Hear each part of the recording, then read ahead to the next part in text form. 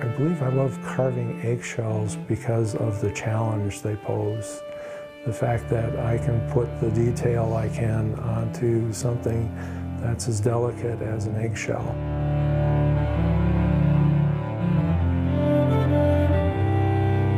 I purchase my eggshells from all over the U.S. Here's a selection of the eggs I carve. This is a chicken egg.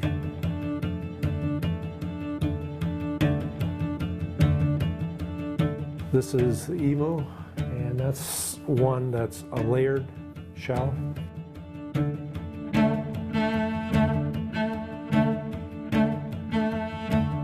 Here's kind of a surprising one. This is a goose egg shell.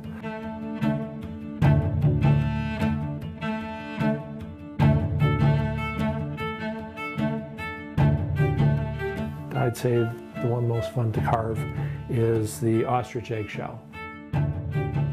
At times is close to 3/16 of an inch thick, and with that depth can create quite a design.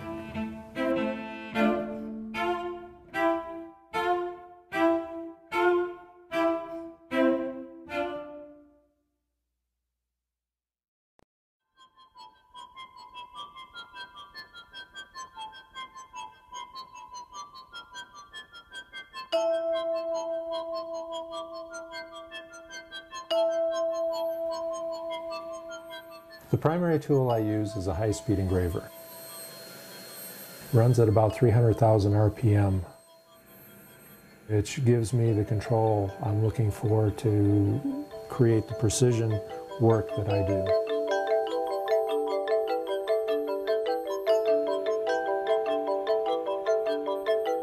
It uses different size burrs. It cuts very cleanly, and as long as I don't rush it, I don't have to worry about breaking them.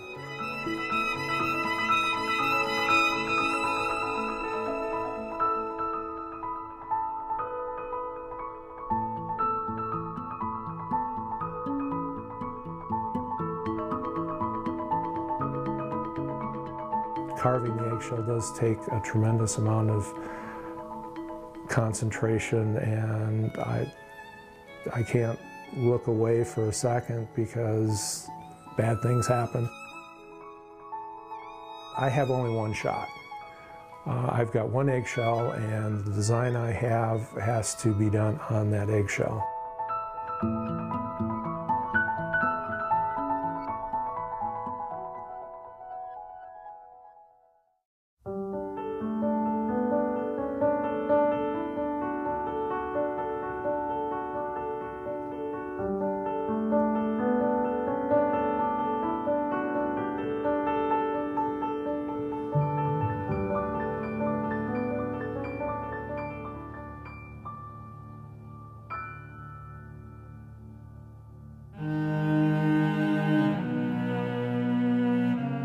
I guess the way I describe my artwork, it's a low relief sculpture on a rather unique material.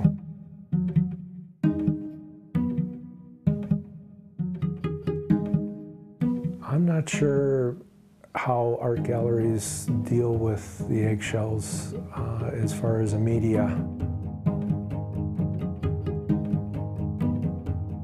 I have heard that there are some that don't view it as artwork, even though what it is art.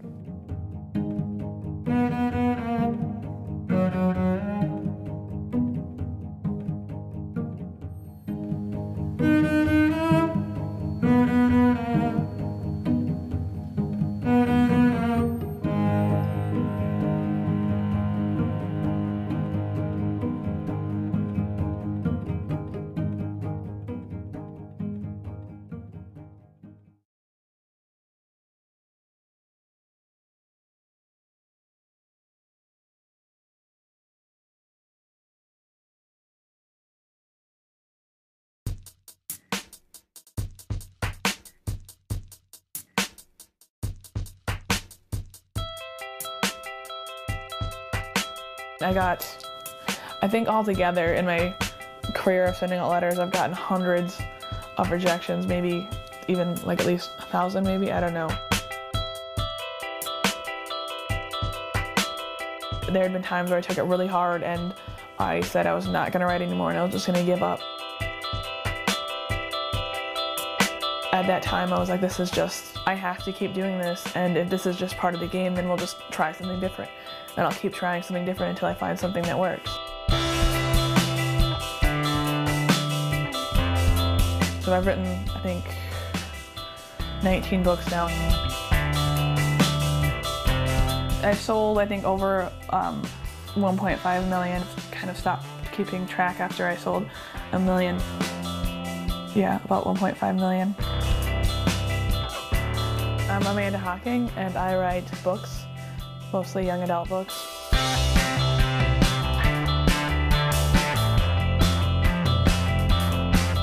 The first series that I published was My Blood Approved series, and it's about vampires in Minneapolis. The next series I published was the Trail books, and that's about a girl who finds out she's a changeling. So it's definitely like a paranormal romance. My other series is The Hollows, which is about zombies. My next series coming out that's new will be, it's called Water Song, and it will be fun.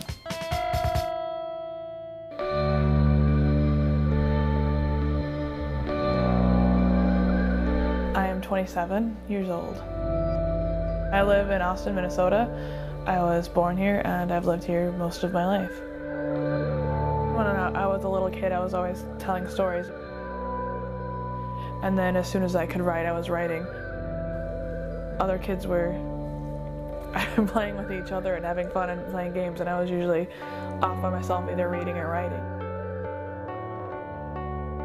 I finished my first book when I was 17. As soon as I finished writing it, like I was sending it out, and I thought then it was going to be published and everything would just be kind of done from there. But then I kind of had the reality of the publishing world is much different than what I thought it would be. After I graduated from high school, I worked as a dishwasher for a little bit, and then I worked in group homes with people with disabilities as a caretaker for them. I would get done with work and I would come home and I would just write until, like 9 or 10 in the morning. When I was working on a book, it would be usually like 8 to 12 hours a day. Drank a lot of Red Bull, and I just focused on it. This is what I needed to do, and this is what I was going to do. Like when you first start dating someone and you're really excited to see them and you stay awake all night, but you don't mind because you're with them. It's like that kind of high where you're not tired even when you're tired. Writing's always been something that I did. It's like asking me, why do you like breathing? It's what I do. It's how I kind of function. I don't think I would really know how to function without it.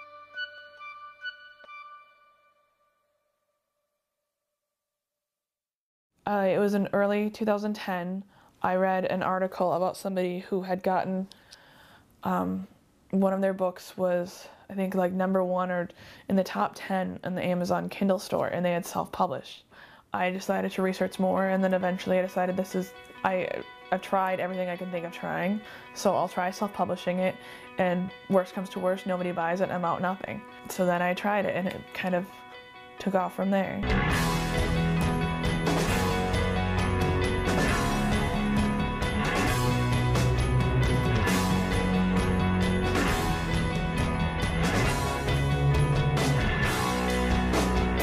Well, I published the first 2 books in March of 2010, and I sold a couple. It wasn't like a lot. And then the next month I sold a couple more. So then I was like, well, I'll put up the 3rd one.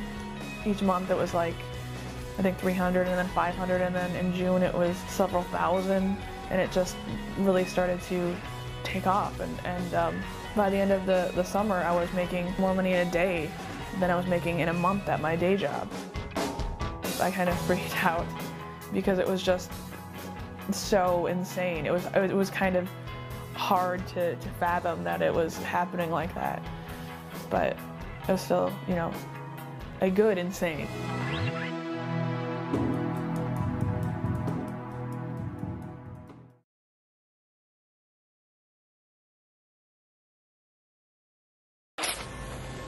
When I was 6 years old, my mother was convinced I was a monster and tried to kill me.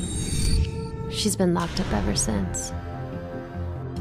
But the thing is, I've never really fit in. I think it's fun writing about like teenagers because everything they do is the first time. Now, I'm just discovering the truth. And the first experiences are always so much more memorable, and they jump into stuff because they don't realize that things can go wrong. I must master new skills. It's a lot more fun writing about the first kiss than about the 100th kiss. And learn to protect the kingdom that I will one day rule. I think a lot of times when I read young adult books, the things that I found irritating is that they can sometimes talk down to the audience, that the main character is the way we think teenagers should be and the way they should behave and not the way they actually do. I try to just have them be a little bit more flawed instead of an ideal. I was initially approached by a Hungarian publisher in August of 2010, and that's when I started thinking about what it would be for an American traditional deal. So this will be the first time that my books will be available in stores.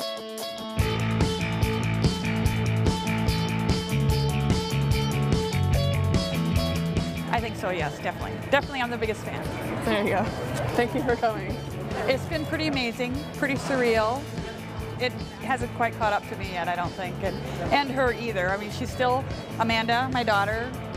She hasn't changed at all, so that's really nice. But yeah, but it's pretty exciting, pretty whirlwind exciting. Who would you like it made out to? Well, I think it's just very remarkable. I think that what she did was an incredibly brave thing to do because e-books are so new, but she's one of the pioneers, and the eyes of the publishing world are on Amanda Hocking. Bev, all right. There's no way I could have done any of this without my fans or my readers because I didn't have a marketing budget. I didn't have anything. The way that my books sold was through word of mouth. So they're immensely important and vital to everything that happens.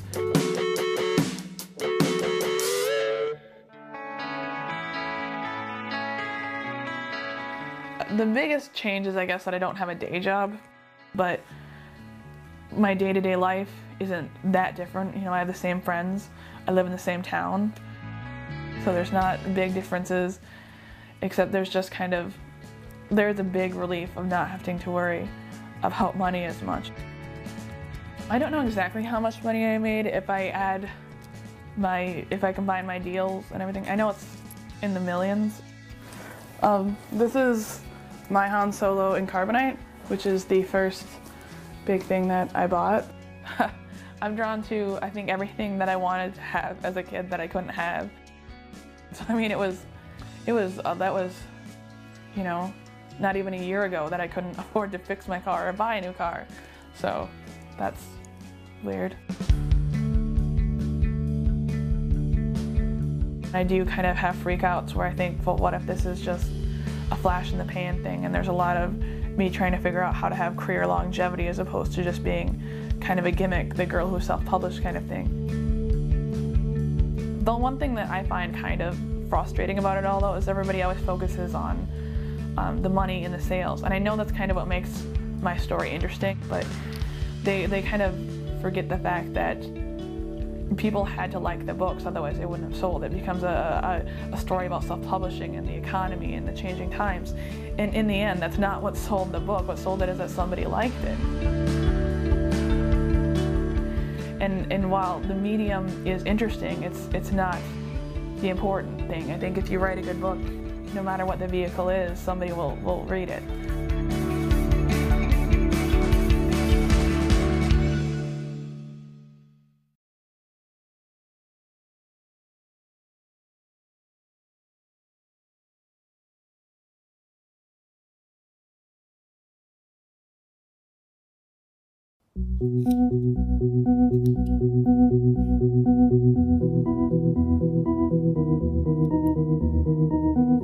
A miniature is a condensation of something larger. I don't do insects. I don't do things that are naturally tiny. I make things that are larger, smaller. You can actually hold these things in your hands. It's an easier thing to grasp, and it's not threatening either. You become like a vessel of it. It's really important, the connection between the hands and a miniature object, and I've been exploring it for 15 years. I'm Steve Tomaszak, and I'm a professional whittler.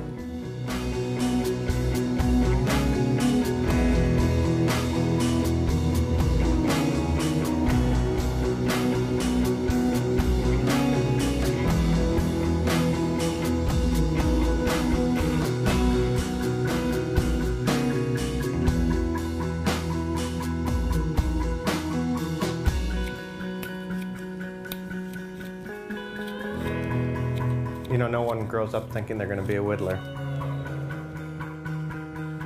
I got started in wood carving when I was a kid, probably around 12, 13 years old, and it wasn't until college that I really took it up as a full-time hobby, as something that I wanted to do every day. And at one point I decided I really want to carve everything.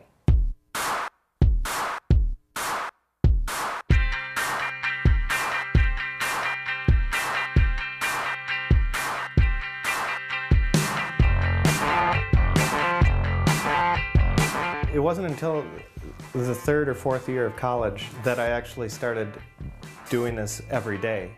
And at first I wasn't all that good, so it wasn't like I stood out. You know, I was just the guy that had the bandage on his hand.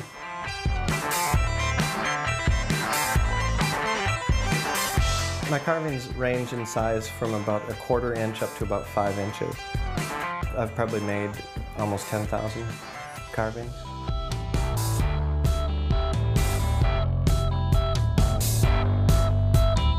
The miniature menagerie is a collection of exotic creatures. It's kind of a loose term. It doesn't mean that I'm building an ark or anything like that. I just have a collection of animals that I'm making, and that includes monsters and beasts, but also stuff out of my own imagination, whatever I can come up with. There's miniature objects all around us. It's just that I'm taking the time to make them special. I'm doing them one at a time, and I'm using my hands to do it.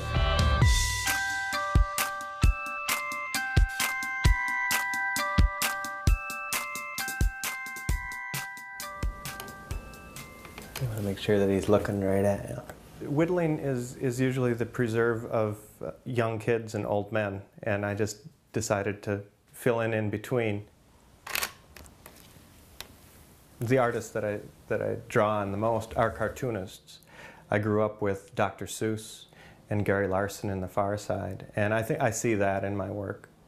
You can eat your props after you're done taking the picture. I come from a background of wanting to entertain or to have something funny going on and be playful.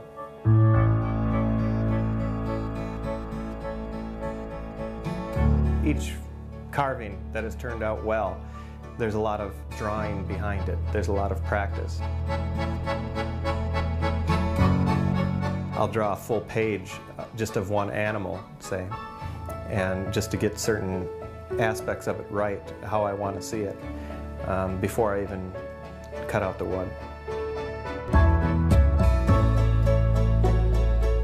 You know, I notice when people see my work that most of them have a very positive reaction to it. Sometimes it makes them happy, sometimes it makes them laugh. I always enjoy that at shows when I have a booth full of people that are joking or laughing and pointing out stuff to people. I get a kick out of that too.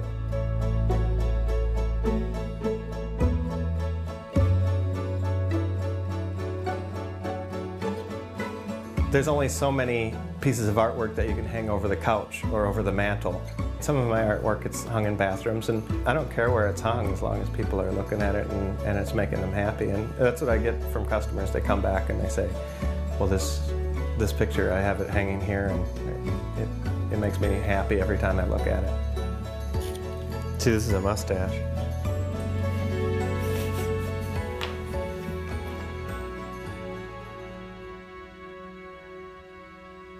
One way I might start a carving is just to look in my box of wood here. A lot of people tell me that I must have the patience of Job to be able to do this, but I've always thought that something that's larger would require more patience because it takes longer to complete. These are the two woods that I use primarily. This is basswood and this is boxwood. And they're both very straight grained. There's not much figure to them. And they're both very dense. Working on detail requires very fine motor skills, but I'm sure that it takes very fine motor skills to work on something larger as well. It takes good eyesight, but there's magnification. So I'm not sure that it's more difficult. It's just a perception of being more difficult. When I first start carving, I use this larger knife, and it takes off a lot of material very quickly. That's why I don't cut out all the little things with a saw, because I can do it pretty quickly just with a big knife. I've done some work in clay, but I don't like what I can do with it. I don't know, I guess I'm different in that way. I see a block of wood and I can figure out how to manipulate it. Once you hold something in your hand like that, it's different than other pieces of artwork because all of a sudden you are the pedestal upon which this sculpture sits. You aren't just looking at it in a museum or looking at it on a wall, it's in your actual hand. There's a reason that people back in ancient times were not building large sculptures of humans or huge sculptures of animals. They were building things that were portable and packed with meaning. And that's what I'm trying to do even today.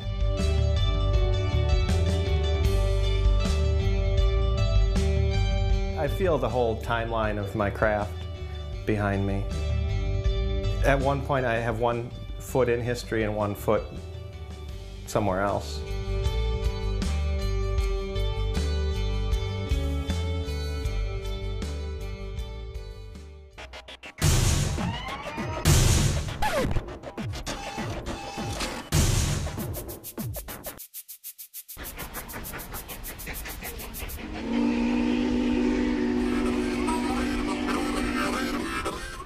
Recently I've gotten into making short animated pieces that I put on my website.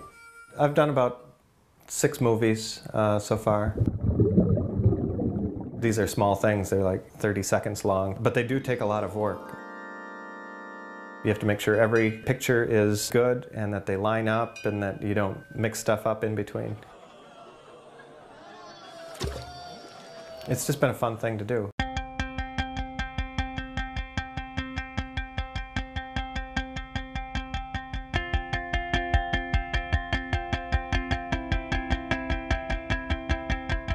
I notice when I'm carving, it seems like I feel almost desperate in trying to get something out of wood.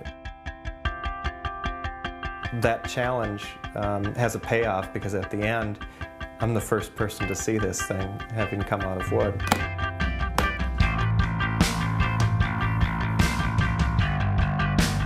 I'm actually holding a piece of wood and seeing it come alive in my hands.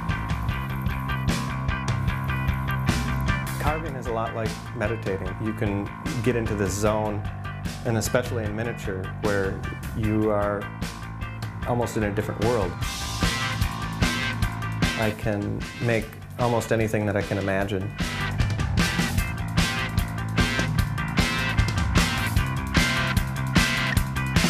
I used to stay at home on the weekends whittling, and I'd be thinking to myself, what better thing could I be doing right now, you know? And it sounds kind of sad, but I really like whittling.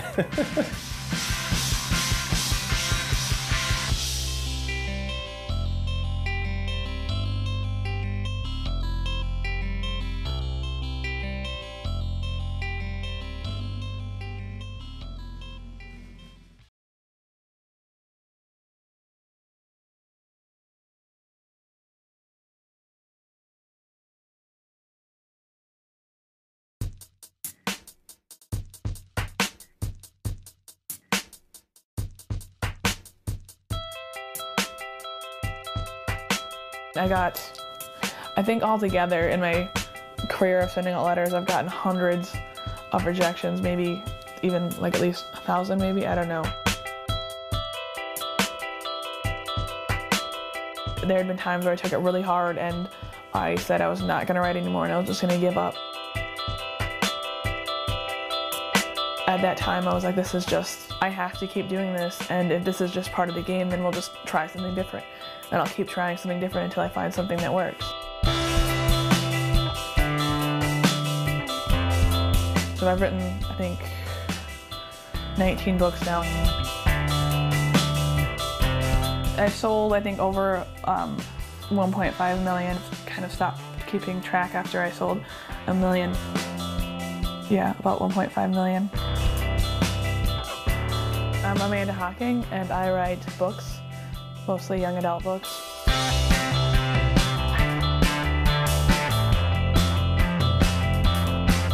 The first series that I published was My Blood Approved series, and it's about vampires in Minneapolis.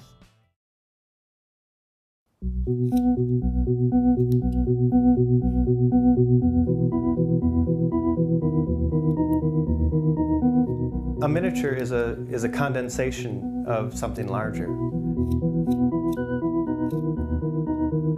I don't do insects. I don't do things that are naturally tiny. I make things that are larger, smaller. You can actually hold these things in your hands. It's an easier thing to grasp, and it's not threatening either. You become like a vessel of it. It's really important, the connection between the hands and a miniature object, and I've been exploring it for 15 years. I'm Steve Tomaszak, and I'm a professional whittler.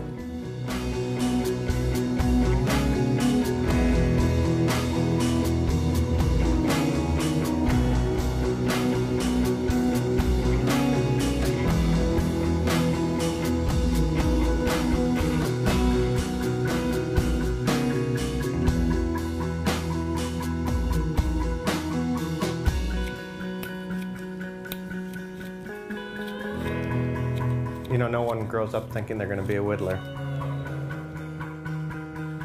I got started in wood carving when I was a kid, probably around 12, 13 years old, and it wasn't until college that I really took it up as a full-time hobby, as something that I wanted to do every day. And at one point I decided I really want to carve everything.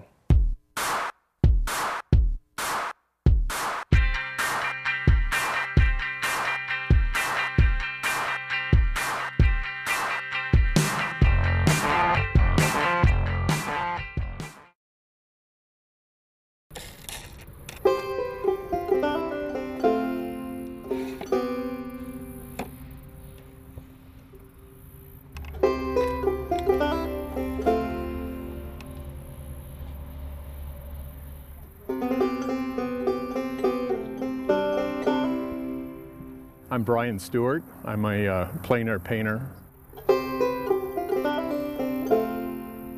Plein air is just a fancy word for French word meaning I paint outdoors on location, right directly from nature. Well, I'm down here on the Mississippi River just south of Winona. This is one of my favorite places to paint. There's a lot of things that inspire me, but water has always been a favorite. It's the thing that life is made of. It's the thing that we're made of. You can't get by without water. It's everything. Having a piece or two in the Marine Art Museum is huge. You want to hang your work where it's important and where people will see it and take it seriously. So the Marine Art Museum is huge. There's nowhere that has an art museum like what Winona has. It's such a treasure, and it's such an unexpected find in this area.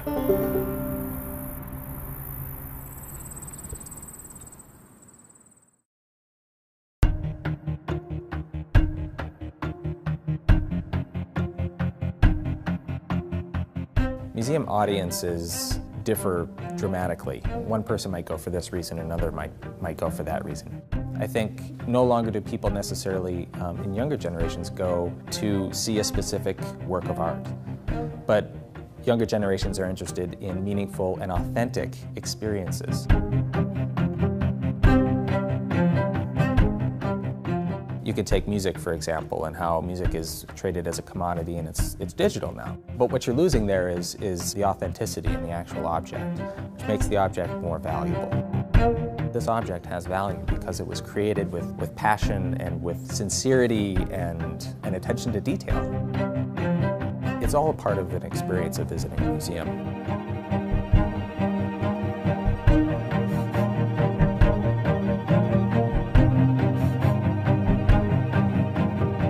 If we do our job right, your children, my children, and their children, and 7 generations will be able to experience the works in our collection in the same state that they exist in today. We also play an important role, I think, in working with and supporting living artists. I think everybody wants to be in a world where their child says, I want to be an artist, that can actually happen.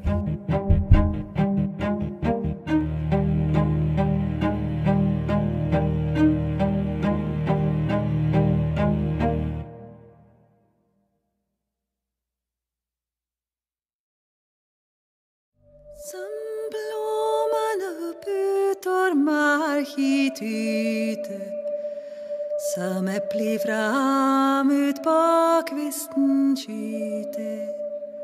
When I rosemall, it's my own little world, you might say. Men folket vet når den munner. And as I'm painting, I'm just thinking about the piece. You have to sort of concentrate on what you're doing and not thinking about tomorrow or the next day.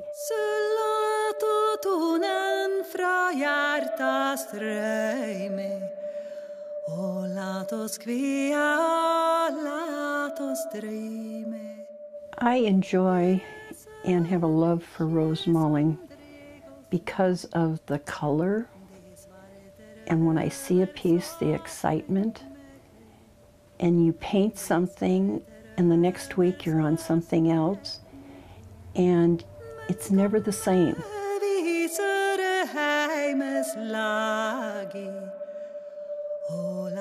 It's always new, and it's something where I can design and create and put some of me in it.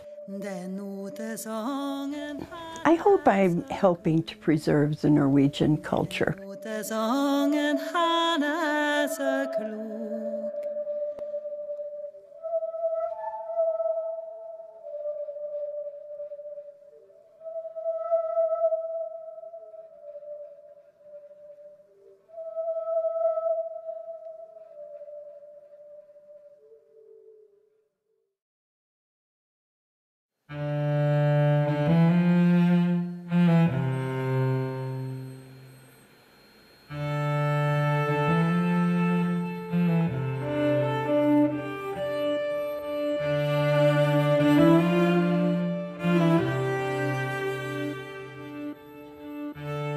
I believe I love carving eggshells because of the challenge they pose. The fact that I can put the detail I can onto something that's as delicate as an eggshell.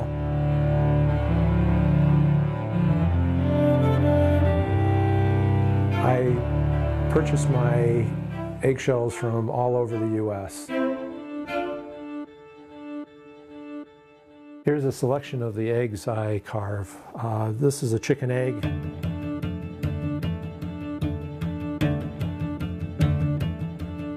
This is the emu, and that's one that's a layered shell.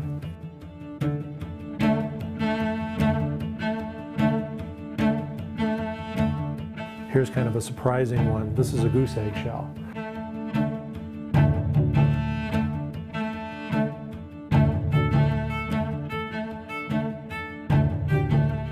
I'd say the one most fun to carve is the ostrich eggshell. At times is close to 3/16 of an inch thick, and with that depth can create quite a design.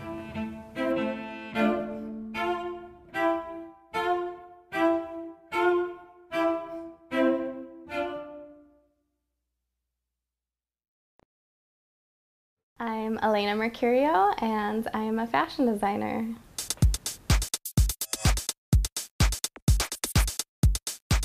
I grew up in Mankato, Minnesota. At 11 years old, I kind of knew I wanted to be a fashion designer and have not stopped ever since. A lot of my inspiration really comes from a lot of structure.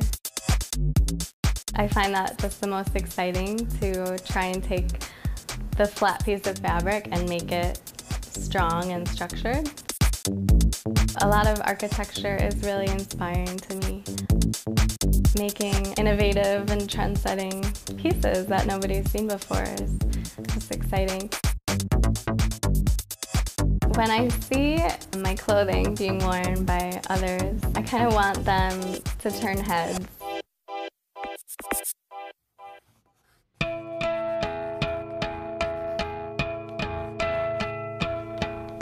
My process of each design, each season, I first of all find an inspiration that I really want to go off of for the season.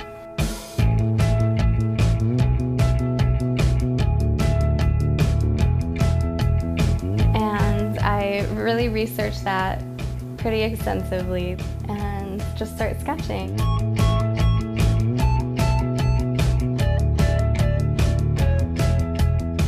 Sketching, and then thinking of the customer.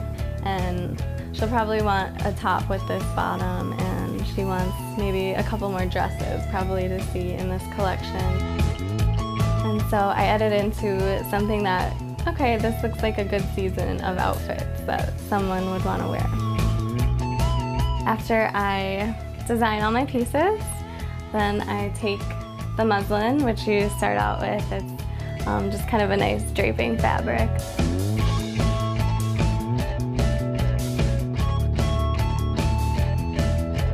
This is how I start all my pieces. And then I have to make the patterns from that, and then I go shopping.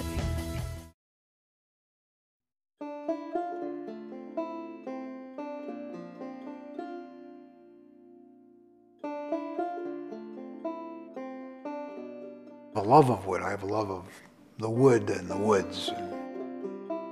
Woods speak to you in some ways. And it's warm, and it's sculptable, carvable, shapeable. And it smells good, and you know.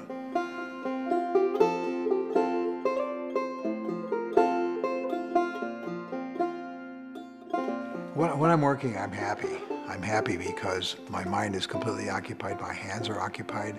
I don't have to think about anything in the world except concentrating on this work, and that's just, it's a very nice zone, mental zone to be in.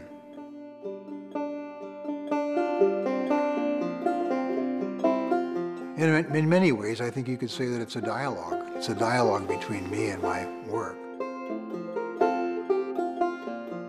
If you want to do something original, I think you have to be open to the idea of seeing how it evolves and develops.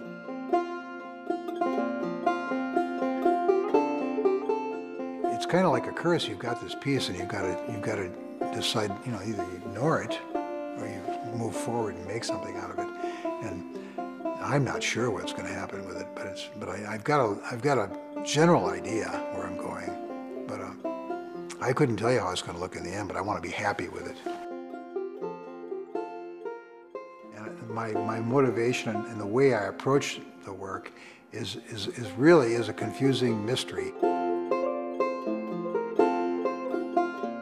It's almost like a mission, as opposed to, it's a calling, it's a mission, it's kind of divinely directed in a sense.